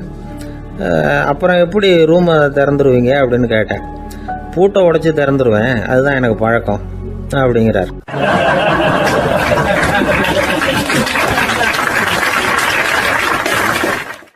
ஐயா, என்னுடைய நூல் வெளியீட்டு விழாவுக்கு அவசியம் நீங்கள் வரணும் அப்படின்னு கூப்பிட்டார் ஒருத்தர். எப்போ வரணும்னு கேட்டேன். அடுத்த வாரம்னார். சரி, புத்தகம் தயாராகிட்டுதா அப்படின்னு. நாளைக்கு தான் அச்சிக்க கொடுக்க போகிறேன்னார். என்னங்க இது, புத்தகம் அச்சிடுறதுக்கு முன்னாடியே அழைப்புதழை அச்சடிச்சு விட்டீங்களே அப்படின்னு கேட்டேன். அதனால் என்னங்க, அந்த காலம் மாதிரியா போடலாம். அச்சுக்கலை எவ்வளவோ முன்னேறியாச்சுங்க. Linotype, monotype, photo type, laser இப்படி என்னென்னமோ வந்தாச்சு. இன்னைக்கு கொடுத்தா நாளைக்கே புத்தகம் தயார் அப்படின்னார். இப்படி இந்த அளவுக்கு முன்னேறி இருக்கிற இந்த அச்சுக்கலை ஆரம்பத்தில் எப்படி இருந்தது தெரியுமா? அந்த காலத்தில் காகிதம்னா என்னன்னே தெரியாது. அப்படி ஒன்று கண்டுபிடிக்கப்படவே இல்லை. அப்போல்லாம் எதையாவது ஒன்று எழுதணும்னா அதுக்கு ஆட்டு தோலை தான் பயன்படுத்தி இருக்கிறாங்க. கண்ணுக்குட்டி தோல் கூட அதுக்கு உபயோகப்பட்டு தான். ஐரோப்பாவில் இருந்த பாதிரியார்கள் தோலில் எழுதப்பட்ட புத்தகத்தை தயாரிக்கிறதுல ரொம்ப கெட்டிக்காரங்களாம். எகிப்து, அப்புறம் மத்திய தரைக்கடல் ஓரத்தில் உள்ள நாடுகள், இங்கெல்லாம் தோல் தான் எழுது பொருளாக பயன்பட்டு வந்திருக்குது. ஆனால் நம்ம நாட்டில் ஓலைச்சுவடிகளை எழுத்துக்கு பயன்படுத்தி இருக்கிறாங்க. எழுதுறதுக்கு தோலை பயன்படுத்தினவங்க பிறகு பேப்பரைஸ் அப்படிங்கிற கோரை புல்லை அதுக்கு பயன்படுத்தினாங்களாம். இதெல்லாம் அப்படி கொஞ்சம் கொஞ்சமாக கண்டுபிடிச்சிட்டு வந்திருக்கிறாங்க. அந்த புல்லை வந்து கச்சிதமாக நறுக்க வேண்டியது, நல்லா பதப்படுத்த வேண்டியது, அதுக்கப்புறம் அதில் எழுத வேண்டியது, அவ்வளவுதான். பேப்பருங்கிற சொல்லே இந்த பேப்பைரஸ் அப்படிங்கிறதுலேருந்து வந்தது தான். அதுக்கப்புறம் தான் காகிதம் வந்தது. இதை முதல்ல சீன நாட்டில் தான் கண்டுபிடிச்சாங்க. அது வந்த பிறகு அச்சு எந்திரம் கண்டுபிடிக்க வேண்டிய அவசியம் ஏற்பட்டது. அதை கண்டுபிடிச்சவர் ஜெர்மானிய அறிவியல் அறிஞர் ஜான் கூட்டன்பர்க். அச்சு கலைக்கு அடித்தளம் அமைச்சவர் அவர் தான். ஜெர்மனியில் மெயின்ஸ் அப்படிங்கிற ஊரில் 1399 பிறந்தார். அவரோட மாமன் ஒருத்தர் உலோக வேலையில் வல்லவர். அவர்கிட்ட அந்த வேலையை கற்றுக்கிட்டார். அதோட வைர கற்களை வந்து பட்டை தீட்டுறதுலையும் ரொம்ப தேர்ச்சி பெற்றிருந்தார். இளம் வயசுலேயே சும்மா இருக்க மாட்டாராம். எதை செஞ்சாலும் அதை திறமையாக செய்வாராம். அவர் தான் முதல்ல மர அச்சு எழுத்துக்களை உருவாக்கினார். அது மேலே மை தடவி பிரதிகள் எடுத்தார். அதுக்கப்புறம் உலோக எழுத்துக்கள், முதல்ல காரியம், அப்புறம் இரும்பு, அப்புறம் கலப்பு உலோகம். பிறகு அச்சடிக்கிறதுக்கு எந்திரம் ஒன்றையும் உருவாக்கினார். முதல்ல பைபிள் அச்சடித்தார். 1468 அவர் இறந்து போனார். 16ஆம் நூற்றாண்டில் மேலை நாடுகளிலிருந்து மர எழுத்துக்களை கொண்டுகிட்டு வந்து தமிழ்நாட்டில் கிறிஸ்தவ நூல்களை அச்சிட்டாங்க. அப்போல்லாம் வந்து அச்சகங்கள் வந்து போதிய அளவுக்கு இங்கே இல்லை. அதுக்கு என்ன காரணம்னா, இந்தியர்கள் வந்து அச்சகங்களை நடத்தக்கூடாது அப்படின்னு சட்டம். 1835 வரைக்கும் அந்த சட்டம் வந்து நடைமுறையில் இருந்தது. இந்த நிலைமையில் அங்கேயும் இங்கேயுமா 1-2 அச்சகங்கள் ஆரம்பமாச்சு. 1713 தரங்கம்பாடியில் லூத்தரன் மிஷன் அச்சகம், அதே ஆண்டில் சென்னையில் SPCK அச்சகம். இது ரெண்டும் தான் இந்தியாவில் முதல்ல தொடங்கப்பட்ட அச்சகங்கள். ஆட்டுத்தோல்லையும் ஓலைச்சுவடியிலையும் எழுதப்பட்ட எழுத்துக்கள் இன்னைக்கு எங்கேயோ போயிட்டுது. ஆனால் நம்ம ஊரில் எழுத்தாளர்கள் நிலைமை தான் ஒன்றும் சொல்லிக்கிறது மாதிரி இல்லை. நம்ம ஆள் ஒருத்தர் சொன்னார், சார் நான் சொந்தத்தில் ஒரு அச்சாபீஸ் வச்சுருந்தேன், இப்போவும் வச்சுருக்கிறேன். அதனால் என்னுடைய படைப்புகளை புத்தகமாக வெளியிடுறதுல எனக்கு ஒன்றும் கஷ்டம் இல்லை. வருஷத்துக்கு ஒரு புத்தகம் எழுதி வெளியிட்டுருவேன். 15 வருஷமாக இலக்கிய உலகத்துக்கு இப்படி சேவை செஞ்சுக்கிட்டு வர்றேன்.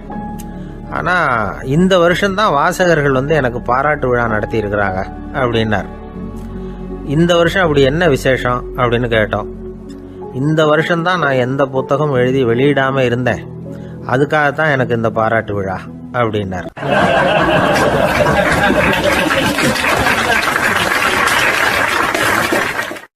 ஐயா, என்னுடைய நூல் வெளியீட்டு விழாவுக்கு அவசியம் நீங்கள் வரணும் அப்படின்னு கூப்பிட்டார் ஒருத்தர். எப்போ வரணும்னு கேட்டேன். அடுத்த வாரம்னார். சரி, புத்தகம் தயாராகிட்டுதா அப்படின்னேன். நாளைக்கு தான் அச்சிக்க கொடுக்க போகிறேன்னார். என்னங்க இது, புத்தகம் அச்சிடுறதுக்கு முன்னாடியே அழைப்புதழை வந்து அச்சடிச்சுப்பிட்டீங்களே அப்படின்னு கேட்டேன். அதனால் என்னங்க, அந்த காலம் மாதிரி அப்போல்லாம் அச்சுக்கலை வந்து எவ்வளவோ முன்னேறியாச்சுங்க. Linotype, monotype, photo type, laser, இப்படி என்னென்னமோ வந்தாச்சு. இன்னைக்கு கொடுத்தா நாளைக்கே புத்தகம் தயார் அப்படின்னார். இப்படி இந்த அளவுக்கு முன்னேறி இருக்கிற இந்த அச்சுக்கலை ஆரம்பத்தில் எப்படி இருந்தது தெரியுமா? அந்த காலத்தில் காகிதம்னா என்னன்னே தெரியாது. அப்படி ஒன்று கண்டுபிடிக்கப்படவே இல்லை. அப்போல்லாம் எதையாவது ஒன்று எழுதணும்னா அதுக்கு ஆட்டு தோலை தான் பயன்படுத்தி இருக்கிறாங்க. கண்ணுக்குட்டி தோல் கூட அதுக்கு உபயோகப்பட்டு தான். ஐரோப்பாவில் இருந்த பாதிரியார்கள் தோலில் எழுதப்பட்ட புத்தகத்தை தயாரிக்கிறதுல ரொம்ப கெட்டிக்காரங்களாம். எகிப்து, அப்புறம் மத்திய தரைக்கடல் ஓரத்தில் உள்ள நாடுகள், இங்கெல்லாம் தோல் தான் எழுதுபொருளாக பயன்பட்டு வந்திருக்குது. ஆனால் நம்ம நாட்டில் ஓலைச்சுவடிகளை எழுத்துக்கு பயன்படுத்தி இருக்கிறாங்க. எழுதுறதுக்கு தோலை பயன்படுத்தினவங்க பிறகு பேப்பரைஸ் அப்படிங்கிற கோரை புல்லை வந்து அதுக்கு பயன்படுத்தினாங்களாம். இதெல்லாம் அப்படி கொஞ்சம் கொஞ்சமாக கண்டுபிடிச்சிட்டு வந்திருக்கிறாங்க. அந்த புல்லை வந்து கச்சிதமாக நறுக்க வேண்டியது, நல்லா பதப்படுத்த வேண்டியது, அதுக்கப்புறம் அதில் எழுத வேண்டியது, அவ்வளவுதான். பேப்பருங்கிற சொல்லே இந்த பேப்பைரஸ் அப்படிங்கிறதுலேருந்து வந்தது தான். அதுக்கப்புறம் தான் காகிதம் வந்தது. இதை முதல்ல சீன நாட்டில் தான் கண்டுபிடிச்சாங்க. அது வந்த பிறகு அச்சு எந்திரம் கண்டுபிடிக்க வேண்டிய அவசியம் ஏற்பட்டது. அதை கண்டுபிடிச்சவர் ஜெர்மானிய அறிவியல் அறிஞர் ஜான் கூட்டன்பர்க். அச்சு கலைக்கு அடித்தளம் அமைச்சவர் அவர் தான். ஜெர்மனியில் மெயின்ஸ் அப்படிங்கிற ஊரில் 1399 பிறந்தார். அவரோட மாமன் ஒருத்தர் உலோக வேலையில் வல்லவர். அவர்கிட்ட அந்த வேலையை கற்றுக்கிட்டார். அதோட வைர கற்களை வந்து பட்டை தீட்டுறதுலையும் ரொம்ப தேர்ச்சி பெற்றிருந்தார். இளம் வயசுலேயே சும்மா இருக்க மாட்டாராம். எதை செஞ்சாலும் அதை திறமையாக செய்வாராம். அவர் தான் முதல்ல மர அச்சு எழுத்துக்களை உருவாக்கினார். அது மேலே மை தடவி பிரதிகள் எடுத்தார். அதுக்கப்புறம் உலோக எழுத்துக்கள், முதல்ல காரியம், அப்புறம் இரும்பு, அப்புறம் கலப்பு உலோகம், பிறகு அச்சடிக்கிறதுக்கு எந்திரம் ஒன்றையும் உருவாக்கினார். முதல்ல பைபிள் அச்சடித்தார். 1468 அவர் இறந்து போனார். 16ஆம் நூற்றாண்டில் மேலை நாடுகளிலிருந்து மர எழுத்துக்களை கொண்டுகிட்டு வந்து தமிழ்நாட்டில் கிறிஸ்தவ நூல்களை அச்சிட்டாங்க. அப்போல்லாம் அச்சகங்கள் போதிய அளவுக்கு இங்கே இல்லை. அதுக்கு என்ன காரணம்னா, இந்தியர்கள் அச்சகங்களை நடத்தக்கூடாது அப்படின்னு சட்டம். 1835 வரைக்கும் அந்த சட்டம் நடைமுறையில் இருந்தது. இந்த நிலைமையில் அங்கேயும் இங்கேயுமா 1-2 அச்சகங்கள் ஆரம்பமாச்சு. 1713 தரங்கம்பாடியில் லூத்தரன் மிஷன் அச்சகம், அதே ஆண்டில் சென்னையில் SPCK அச்சகம். இது ரெண்டும் தான் இந்தியாவில் முதல்ல தொடங்கப்பட்ட அச்சகங்கள். ஆட்டுத்தோல்லையும் ஓலைச்சுவடியிலையும் எழுதப்பட்ட எழுத்துக்கள் இன்னைக்கு எங்கேயோ போயிட்டுது. ஆனால் நம்ம ஊரில் எழுத்தாளர்கள் நிலைமை தான் ஒன்றும் சொல்லிக்கிறது மாதிரி இல்லை. நம்ம ஆள் ஒருத்தர் சொன்னார், சார் நான் சொந்தத்தில் ஒரு அச்சாபீஸ் வச்சுருந்தேன், இப்போவும் வச்சுருக்கிறேன். அதனால் என்னுடைய படைப்புகளை புத்தகமாக வெளியிடுறதுல எனக்கு ஒன்றும் கஷ்டம் இல்லை. வருஷத்துக்கு ஒரு புத்தகம் எழுதி வெளியிட்டுருவேன். 15 வருஷமாக இலக்கிய உலகத்துக்கு இப்படி சேவை செஞ்சுக்கிட்டு வர்றேன். ஆனால் இந்த வருஷம்தான் வாசகர்கள் எனக்கு பாராட்டு விழா நடத்தி இருக்கிறாங்க அப்படின்னார். இந்த வருஷம் அப்படி என்ன விசேஷம் அப்படின்னு கேட்டோம். இந்த வருஷம்தான் நான் எந்த புத்தகம் எழுதி வெளியிடாமல் இருந்தேன், அதுக்காகத்தான் எனக்கு இந்த பாராட்டு விழா அப்படின்னார்.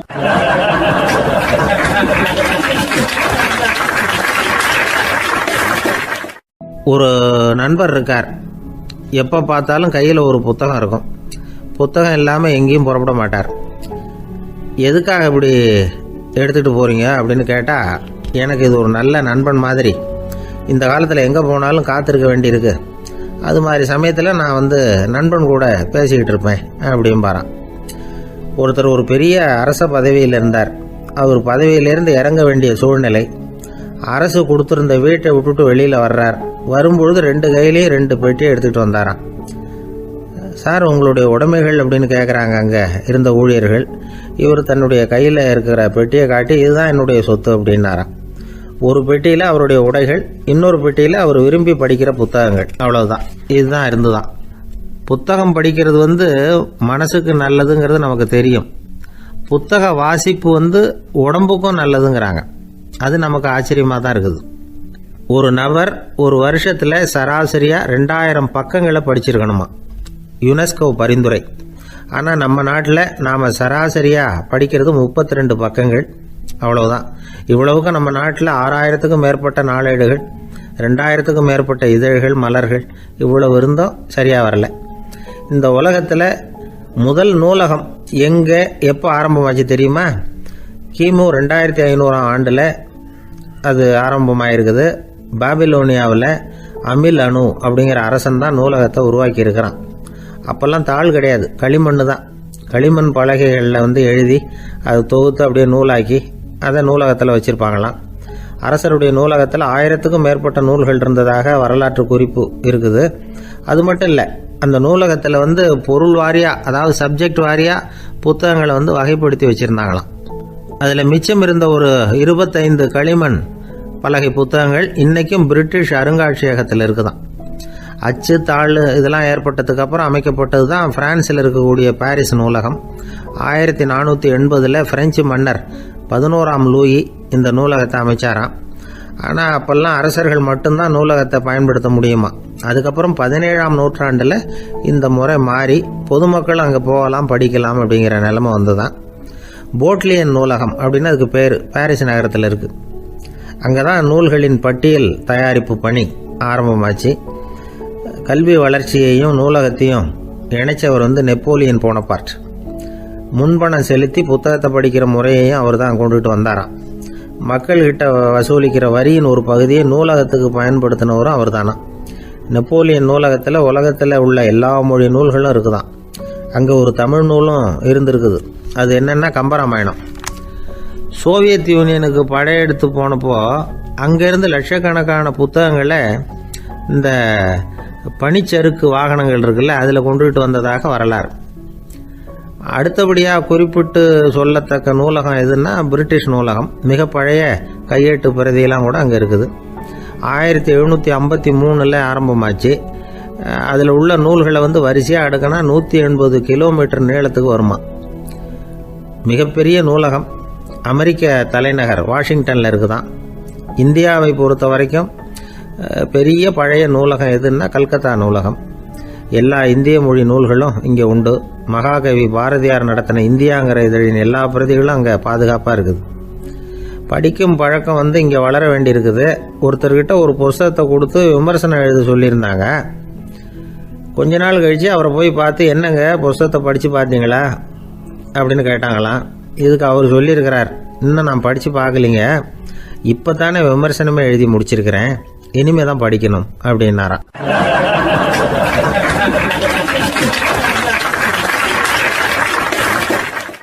போய்கிட்டு இருந்தார். அவர் தோளில் ஒரு பெரிய துணி மூட்டை, அதை சுமந்துக்கிட்டு கடத்தெருவை நோக்கி அவர் போய்கிட்டு இருக்கிறார். வழியில் அவரை சந்திச்சார் உமர்.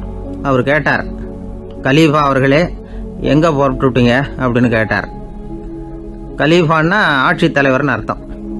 இதுக்கு அவர் சொன்னார், நான் துணி வணிகம் செய்கிறவன், அதனால் துணி வியாபாரம் செய்கிறதுக்காக போயிட்டுருக்கிறேன்னார். நீங்கள் இப்போ இந்த நாட்டுக்கு ஆட்சித்தலைவர், ஆட்சி பொறுப்பில் இருக்கிறீங்க, நீங்கள் வியாபாரம் செய்ய போட்டால் அரசு பணிகளை செய்கிறது யார் அப்படின்னு கேட்டார் அவர். நான் அரசு பணிகளை மட்டுமே செஞ்சுக்கிட்டு இருந்தா என் குடும்பத்தை காப்பாற்றுறது யார் அப்படின்னு கேட்டார் அவர். இப்படி கேட்டவர் யார் தெரியுமா? அவர் தான் அபூபக்கர், இறை தூதர் முகமது அவர்களுக்கு பிறகு கலீஃபாவாக தேர்ந்தெடுக்கப்பட்டவர். அப்போலாம் ஆட்சி தலைவர்களுக்கு சம்பளம்னு எதுவும் கிடையாது. இந்த பிரச்சனையை எப்படி தீர்க்கிறதுன்னு யோசனை பண்ணார் உமர். அபு உபைதா அவர்கள்கிட்ட அழைச்சிட்டு போனார். அவர் யாருன்னா, அவர் தான் பொது நிதி கருவூலத்தின் பொறுப்பாளர். அவர்கிட்ட பிரச்சனையை சொன்னார். இது மாதிரி ஆட்சி தலைவருக்கு பொது நிதியிலிருந்து ஊதியம் அளிக்க முடியுமான்னு கேட்டார். பொது நிதி விதிகளின்படி அதுக்கு சாத்தியம் இல்லைன்னு சொல்லிவிட்டாரு அவரு. சரி, வேற ஏதாவது வழி இருக்குதான்னு கேட்டார் உமர். அபு உபைதா கொஞ்சம் யோசனை பண்ணி பார்த்தார். அப்புறமா சொன்னார், மக்காவிலிருந்து மதீனாவுக்கு குடிபெயர்ந்து வந்த அகதிகளுக்கு நிதி உதவி அளிக்கிறதுக்கு விதிகளில் இடம் இருக்கு. அப்படி பார்த்தா அபூபக்கரும் அகதி தானே, அதனால எல்லா அகதிகளுக்கும் கொடுக்கறது மாதிரியே அவருக்கும் ஒரு தொகை அளிக்கலாம்னார். கலீஃபா அபூபக்கருக்கு இந்த அகதி உதவி தொகையைத்தான் கொடுத்துட்டு வந்தாங்களாம். குடும்ப செலவுக்கு அது போதுமானதா இல்லை. இருந்தாலும் கலீஃபாங்கிறதுக்காக மற்ற அகதிகளை விட அதிகமாக தொகையை பெற அவர் விரும்பல. மார்பு பக்கம் கிழிஞ்சிருந்த ஒரு மேலாடையை தான் அவர் அணிஞ்சிருந்தார். அவருடைய துணைவியார் அஸ்மா, அவங்க ஒரு நாள் தேன் அருந்த ஆசையாக இருக்குன்னாங்களாம். நமக்கு கிடைக்கிற ஊதியம் குடும்ப செலவுக்கே போதுமானதா இல்லையே, இந்த நிலையில் தேன் வாங்கிறதுக்கு காசுக்கு நான் எங்கே போவேன்ருக்கார் அவர். கொஞ்ச நாள் கழித்து அவங்க ஒரு தொகையை அவர்கிட்ட கொடுத்து தேன் வாங்கிட்டு வர சொன்னாங்களாம். இவருக்கு ஆச்சரியம், ஏது இந்த பணம்னு கேட்டிருக்காரு. நீங்கள் தினமும் குடும்ப செலவுக்காக கொடுத்துக்கிட்டு வந்த பணத்தில் கொஞ்சம் கொஞ்சமாக மிச்சப்படுத்தி வச்சேன்னாங்களாம். அபூபக்கர் அந்த பணத்தை எடுத்துக்கிட்டு நேராக பொது நிதி கருவூல பொறுப்பாளர்கிட்ட போனார். இந்த பணத்தை பொது நிதியில் சேர்த்துருங்க, இது அதிகப்படியாக எனக்கு தரப்பட்டு வந்த ஊதியம், அடுத்த மாதத்துலேருந்து இந்த தொகையை குறைச்சிங்கன்னு வேற சொல்லிவிட்டாராம். பசியை தணிக்க தேவையான அளவு உணவு, ஒரு ஜோடி உடை, இதை தவிர கூடுதலாக மக்கள் பொது நிதியிலிருந்து வாங்கிக்கிறதுக்கு என் குடும்பத்தாருக்கு உரிமை இல்லை அப்படின்னு சொல்லி கண்டிப்பாக சொல்லிவிட்டாராம். அவர் வாங்கிட்டு வந்த இந்த குறைந்த ஊதியம் கூட அவர் மனசை உறுத்திக்கிட்டே இருந்தது. கடைசி நேரம் அவர் தம்முடைய மகள் ஆயிஷா அவர்களை அழைச்சார். மகளே, இதுவரைக்கும் பொது நிதியிலிருந்து நான் வாங்கிட்டு வந்த தொகை என்னுடைய இதயத்தில் பாரமாக அழுத்திக்கிட்டு இருக்கு.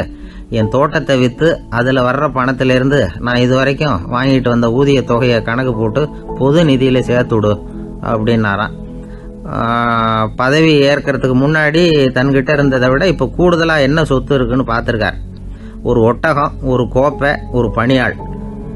இதையும் அடுத்தபடியாக கலீஃபாவா வர்றவர்கிட்ட ஒப்படைச்சிருங்க அப்படின்னு விட்டாராம். அதே மாதிரி அடுத்து வந்த உமர்கிட்ட ஒப்படைச்சாங்க. அப்போ உமர் சொன்னாராம், அபூபக்கரே, இந்த முன்மாதிரியால் உங்களுக்கு பிறகு இந்த ஆட்சி பொறுப்பை ஏற்கிறவர்களை பெரும் நெருக்கடிக்கு ஆளாகி விட்டீங்க அப்படின்னு சொல்லி ரொம்ப கண் கலங்கினாராம். கடைசியாக அபூபக்கர் தன்னுடைய குடும்பத்தாருக்கு விட்டு சென்ற சொத்து ஒரு படுக்கை விரிப்பு, ஒரு போர்வை, அவ்வளவுதான். இது சிந்திக்க வேண்டிய ஒரு செய்தி.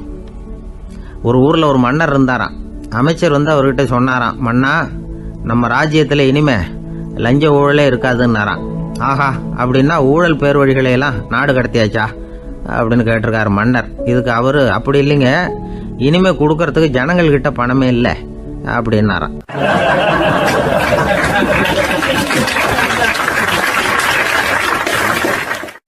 இந்த உலகத்தில் எவ்வளவோ உயிரினங்கள் இருக்கு, ஒவ்வொன்றும் ஒவ்வொரு விதமாக சண்டை போடுது. இப்போ 2 மாடு சண்டை போட்டுக்குதுன்னு வச்சுக்கோங்க, என்ன பண்ணும்? 2 முட்டிக்கும். அதுக்கு சண்டை போடுறதுக்கு ஆயுதமாக உபயோகப்படுறது அதோட கொம்பு. 2 சேவல் சண்டை போட்டுக்குதுன்னு வச்சுக்கோங்க, அதுக்கு ஆயுதமாக உபயோகப்படுறது அதோட கால் நகம். காலால் தான் அது ஒன்றோட ஒன்று சண்டை போட்டுக்கும். ஆனால் 2 மனுஷன் சண்டை போட்டுக்கிறான்னு வச்சுக்கோங்க, இவன் இன்னதை தான் ஆயுதமாக உபயோகப்படுத்துவான்னு குறிப்பிட்டு சொல்ல முடியாது. கல்லை எடுப்பான், கத்தி எடுப்பான், துப்பாக்கி எடுப்பான், என்ன வேணாலும் பண்ணுவான். வாயால் திட்டுவான், கையால் அடிப்பான், காலால் உதைப்பான், சகலகலாக வல்லவன். விலங்குகள்லாம் பொதுவாக வாயை சாப்பிட்றதுக்கு மட்டும்தான் உபயோகப்படுத்துது. ஆனால் இவனுக்கு சாப்பிட்றதுக்கும் அதுதான், சாப்பிட்டு விட்டு திட்டுறதுக்கும் அதுதான். ஆனால் ஒரு விஷயத்தில் மட்டும் கெட்டிக்கிறேன். அதாவது நாம் சண்டை போட்டுக்கிட்டாலும் பரவாயில்லை, கோழிகள் சண்டை போடாமல் இருக்கணும் அப்படின்னு ஆசைப்படுறான். எதுக்காக? கோழிகள் சண்டை போடாமல் இருந்தால் நிறைய முட்டைகள் போடுமா, அதுக்காக தான் இந்த அக்கறை. கோழி பண்ணை வச்சிருக்கிறவங்களுக்கு இது ஒரு பெரிய பிரச்சனை. அதாவது பண்ணையில் இருக்கிற கோழிகளுக்குள்ளே அடிக்கடி சண்டை வந்துடும், அதனால் முட்டை உற்பத்தி குறைஞ்சிரும். சரி, இதுக்கு என்ன பண்ணுறது? பண்ணையில் போய் உட்காந்துக்கிட்டு தினமும் பஞ்சாயத்து பேசிகிட்டு இருக்க முடியுமா? அமெரிக்காவில் கோழி பண்ணை வச்சிருக்கிற ஒருத்தர் இதை பற்றி யோசனை பண்ணி பார்த்தாராம். ஒரு வழியையும் கண்டுபிடிச்சிருக்கார். கோழிக்கெல்லாம் மூக்கு கண்ணாடி மாட்டி விட்டுட்டோம்னா அது சண்டை போடுற குணம் குறைஞ்சிரும், முட்டை அதிகமாகிடும். அந்த கண்ணாடியில் உள்ள லென்ஸு சிவப்பு நிறத்தில் இருக்கணும், அவ்வளவுதான் அப்படின்னு அவர் கண்டுபிடிச்சாராம். இது ஏற்கனவே நடைமுறையில் கண்டுபிடிக்கப்பட்ட ஒரு விஷயம். ஆனால் எல்லா கோழிக்கும் சிவப்பு மூக்கு கண்ணாடி எப்படி மாட்டி விடுறது? அப்படியே மாட்டி விட்டாலும் அது நழுவாமல் இருக்கணுமே. இப்போ நாமெல்லாம் நடு விரலால் மூக்கு கண்ணாடி நடுவில் தொட்டு அப்படி ஸ்டைலாக சரி பண்ணிக்கிறோம், அது மாதிரி கோழி எப்படி சரி பண்ணிக்கும்? இதுதான் பிரச்சனை. இதுக்கு அவர் என்ன வழி கண்டுபிடிச்சாருன்னா, கோழிக்கெல்லாம் மூக்கு கண்ணாடிக்கு பதிலாக விழியொட்டு வில்லைகள், கான்டாக்ட் லென்ஸ், அதை பொருத்தி விட்டா என்ன அப்படின்னு யோசனை பண்ணார். அதே மாதிரி பண்ணார். அதே மாதிரி செஞ்சு பார்த்தார், வெற்றி. அதுக்கப்புறம் கோழியெல்லாம் சண்டை போட்டுக்கலையாம், சமாதான பிரியர்கள் ஆகிட்டு தான். கோழிகளுக்கு இயல்பாகவே சண்டை போடுற குணம் உண்டு. ஆனால் அதோட கண்ணுக்கு பார்க்குற பொருள்லாம் ரோஜா நிறத்துலையோ அல்லது இன்னும் சொல்ல போனால் அழுத்தமான சிவப்பு நிறத்துலையோ தெரிஞ்சதுன்னா சண்டை போடுற குணம் குறைஞ்சிருதான். அந்த சமயத்தில் அது அதிகமாகவும் முட்டையிட ஆரம்பிச்சுடுதான். அதே நேரத்தில் இறை எடுக்கிறத கூட குறைச்சிக்குதான். இது ஏன் இப்படி பண்ணுதுங்கிறது விஞ்ஞானிகளுக்கு இன்னமும் புரியலையா. எப்படியோ அமெரிக்க கோழிகள்லாம் கான்டாக்ட் லென்ஸ் பொருத்திக்க ஆரம்பித்தாச்சு. கோழி கழுத்தை பிடிச்சிக்கிட்டு ஒரு சில வினாடிகளில் அதை பொருத்தி போடுறாங்களாம். கோழியோட ஆயுள் பூரா அது அப்படியே இருக்குமா. பண்ணையில் முட்டை உற்பத்தி குறைஞ்சா இது மாதிரி விஞ்ஞானபூர்வமாக பரிகாரம் தேடுறது தான் நல்லது. நமக்கு வேண்டியப்பட்ட ஒருத்தர், அவர் ஒரு கோழி பண்ணை வச்சுருந்தார். அந்த பண்ணையில் பாதி கோழி திடீர்னு செத்து போச்சு. உடனே ஒரு கால்நடை மருத்துவர்கிட்ட போக வேண்டியது தானே, அங்கே போகல. உள்ளூரில் மந்திரம் பண்ணிகிட்டு இருந்த ஒரு சாமியார்கிட்ட போனார். அவர் காலில் விழுந்தார். சாமி, என் பண்ணையில் பாதி கோழி செத்து போட்டுதுன்னார். சாமியார் யோசனை பண்ணார். சரி, பண்ணையில் வாசப்படி கிழக்கு பக்கமாக வச்சுருக்கியா மேற்கு பக்கமாக வச்சுருக்கியான்னு கேட்டார். கிழக்கு பக்கமாக இருக்குன்னார் அவர். அதுதான் தப்பு, மேற்கு பக்கமாக அதை மாற்று சரியாக போடும்னாராம். அதே போல் இவர் போய் மாற்றிவிட்டார். அப்பவும் பாதி செத்து போச்சு. மறுபடியும் சொன்னார், சாமி மறுபடியும் பாதி கோழி செத்து போட்டுதேன்னார். சரி, கூரை எப்படி போட்டிருக்க, ஓடு போட்டிருக்கியா இல்லை கீத்து போட்டிருக்கியான்னார். ஓடு போட்டிருக்கேன்னாராம் அவர். அதுதான் தப்பு, அதை கீத்து போட்டுரு சரியாக போடும்னாராம். சரின்னு போய் அதையும் மாற்றி பார்த்தார். மறுபடியும் போயிட்டது, கோழி செத்து போச்சு. வந்தார், மறுபடியும் பாதி செத்து போச்சு சாமின்னு வந்தார். இவரும் யோசனையை மாற்றி மாற்றி சொல்லிகிட்டே இருக்கிறார். இப்படி அவரும் மாற்றி மாற்றி பார்த்தார். 6வது தடவையாக அவரை தேடிட்டு வந்தார். அந்த சமயத்தில் இவர் ரொம்ப தீவிரமாக யோசனை பண்ணி பார்த்துட்டு, அது சரிப்பா, நீயும் என்கிட்ட சளைக்காமல் வந்துக்கிட்டு இருக்கிற, நானும் யோசனை சொல்லிகிட்டு இருக்கேன். இப்போவும் உங்ககிட்ட சொல்கிறதுக்கு என்கிட்ட யோசனை நிறையா இருக்குது, ஆனால் சோதிக்கிறதுக்கு உங்ககிட்ட கோழி இல்லையே, என்ன பண்ணுறது அப்படின்னாராம் இவர்.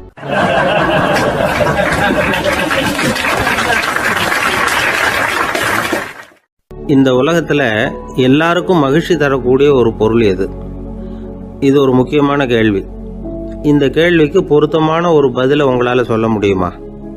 அதாவது கொஞ்சம் யோசித்து பார்த்தா பணம்னு சொல்லலாமா? இப்போ கையில் காசு இல்லாதவங்ககிட்ட ஒரு 10 ரூபாயை கொடுத்தா அது அவனுக்கு சந்தோஷத்தை கொடுக்கும். ஏற்கனவே வருமான வரி பிரச்சனையில் சிக்கி இருக்கிறவர்கிட்ட இன்னும் கொஞ்சம் பணம் இருந்தாங்கன்னு சொல்லி கொடுத்தோம்னா அது அவருக்கு சங்கடத்தை தான் கொடுக்கும். அதனால் அந்த கேள்விக்கு பணங்கிறது பொருத்தமான பதிலாக இருக்க முடியாது. கேள்வி என்னன்னா, இந்த உலகத்தில் எல்லாருக்கும் மகிழ்ச்சி தரக்கூடிய ஒரு பொருள் எது? சரி, இனிப்புன்னு சொல்லலாமா? ஏன்னா எல்லாருக்கும் இனிக்க தானே செய்யும். அதுலேயும் ஒரு சிக்கல் இருக்குது. சர்க்கரை வியாதிக்காரங்களுக்கு அது என்ன சந்தோஷத்தையாக கொடுக்கும்? ஆக எல்லாருக்கும் வேறுபாடு எதுவும் இல்லாமல் மகிழ்ச்சியை கொடுக்கக்கூடியது வேற ஏதோ ஒன்று இருக்குது. அது என்னன்னு கண்டுபிடிக்கணும். அதுதான் இன்றைக்கி தகவல். இப்போ அதை கண்டுபிடிக்கணும்னா இந்த கதையை கேட்கணும். அது என்ன கதைன்னா, ஒரு ஊரில் ஒரு ராஜா இருந்தார். அவருக்கும் இதே சந்தேகம் வந்துட்டுது. அதாவது எல்லாருக்கும் இன்பம் தரக்கூடிய பொருள் எது அப்படின்னு. இதுக்கு பதில் தெரிஞ்சுக்கிறதுக்கு ஆசைப்பட்டார். சரி, அதுக்கு என்ன செய்யலாம்னு யோசனை பண்ணார். நாட்டு மக்களுக்கு பகிரங்கமாக ஒரு அறிவிப்பு கொடுத்தார். நம்ம நாட்டு மக்கள் இன்பம் தரக்கூடிய பொருள் எதுன்னு நினைக்கிறாங்களோ அதை கொண்டுகிட்டு வந்து அரண்மனையில் உள்ள கண்காட்சி மண்டபத்தில் வைக்கலாம். அப்படி அவங்க வைக்கிற பொருள்களில் எது எல்லாருக்கும் இன்பம் தரக்கூடியதாக இருக்குமோ அதை வச்சவருக்கு 1000 பொற்காசுகள் பரிசு அப்படின்னு அறிவிப்பு கொடுத்துட்டார். ஜனங்கள் இந்த அறிவிப்பை கேட்டாங்க. அதுக்கப்புறம் சும்மா இருப்பாங்களா? 1000 பொற்காசுன்னா சும்மாவா? அவங்க கையில் என்னென்ன கிடைச்சதோ அதையெல்லாம் கொண்டாந்து அரண்மனை காட்சி மண்டபத்தில் வச்சுட்டாங்க. அதுக்கப்புறமா ராஜா அங்கே வந்தார். ஒவ்வொன்றா பார்த்துக்கிட்டே வந்தார். முதல்ல ஒரு குயில் இருந்தது, இனிமையாக பாடக்கூடிய குயில். இந்த குயிலோட இன்னிசை எல்லாருக்கும் இன்பம் தரக்கூடியது தான். இருந்தாலும் காது கேட்காதவங்களுக்கு இந்த இசை எப்படி இன்பம் தர முடியும்? அதனால் இது சரியில்லைன்னு விட்டார். அடுத்தபடியாக போனார். அங்கே என்ன வச்சுருக்குறாங்கன்னு பார்த்தா ஒரு அழகான மயில் அங்கே தோகை விரித்து ஆடிக்கிட்டு இருக்குது. இந்த மயிலோட ஆட்டம் மனசுக்கு இன்பம் தரக்கூடியது தான். இருந்தாலும் பார்வை இல்லாதவங்க இந்த ஆட்டத்தை பார்த்து ரசிக்க முடியுமா? முடியாது. அதனால் இதுவும் சரியில்லை அப்படின்னு சொல்லிவிட்டார். அதுக்கு அடுத்தபடியாக போனார். பல வகையான இனிப்பு பண்டங்களை வச்சுருந்தாங்க. பார்த்தார், வயசானவங்களுக்கும் நோயாளிகளுக்கும் இது இன்பம் தராது, துன்பம் தான் கொடுக்கும் அப்படின்னார். இப்படி ஒவ்வொன்றா பார்த்துக்கிட்டே போகிறார். அழகான மலர்கள், கனிகள், ஓவியங்கள் எதுவுமே பொருத்தமாக தெரியல. சகல பேருக்கும் இன்பம் தரக்கூடிய வகையில் எதுவும் இல்லை. கடைசியாக வந்தார். அங்கே ஒரு களிமண் பொம்மை இருந்தது. அது என்ன பொம்மை தெரியுமா? பசியால் வாடி இருக்கிற ஒருத்தருக்கு ஒரு அம்மா இனிமையாக பேசிக்கிட்டு சோறு போடுறது மாதிரி அந்த பொம்மையை செஞ்சுருந்தாங்க. அதுக்கு கீழே அன்பு அப்படின்னு எழுதியிருந்ததுதான். ராஜா பளிச்சுன்னு ஒரு முடிவுக்கு வந்தார். அந்த பொம்மையை செஞ்ச சிற்பியை வரவழைச்சார், பரிசு கொடுத்தார். அன்பு ஒன்று தான் எல்லாருக்கும் இன்பம் அளிக்கக்கூடிய பொருள். காது கேட்காதவங்களும் அதை கேட்க முடியும், பார்வை இல்லாதவங்களும் அதை பார்க்க முடியும், குழந்தைகளும் அதை உணர முடியும் அப்படின்னு அதுக்கு விளக்கம் கொடுத்தார் அந்த மன்னர். இந்த உலகத்தில் எல்லாருக்கும் மகிழ்ச்சி தரக்கூடிய ஒரு பொருள் அன்பு தான். அதை புரிஞ்சுக்கிட்டு தான் சில கணவன்மார்கள் மனைவி பேரில் ரொம்ப அன்பை காட்டிக்கிறது வழக்கம். ஒரு வீட்டு வாசப்படி பக்கமாக மழைக்கு ஒதுங்கினார் ஒருத்தர். மழை தூரிக்கிட்டு இருந்தது, இருட்டு நேரம். அந்த வீட்டில் இருந்தவர், இன்னைக்கு ராத்திரி வேணும்னா இங்கேயே தங்கிட்டு காலையில் போங்க அப்படின்னார். உடனே இவர் சொன்னார், ரொம்ப நன்றிங்க, ஒரு 10 நிமிஷத்தில் இதை வந்துவிடுறேன் அப்படின்னு சொல்லிவிட்டு எங்கேயோ ஓடினார். 10 நிமிஷம் கழித்து திரும்பி வந்தார். ஆமாம், எங்கே போயிட்டு வந்தீங்கன்னு கேட்டார் வீட்டில் இருந்தவர். நேராக